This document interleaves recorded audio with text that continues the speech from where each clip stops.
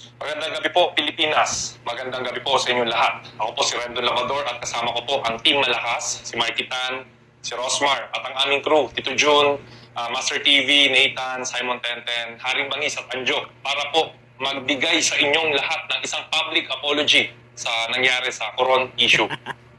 So ayun po, dito po kami lahat para po humingi ng dispensa sa nangyari.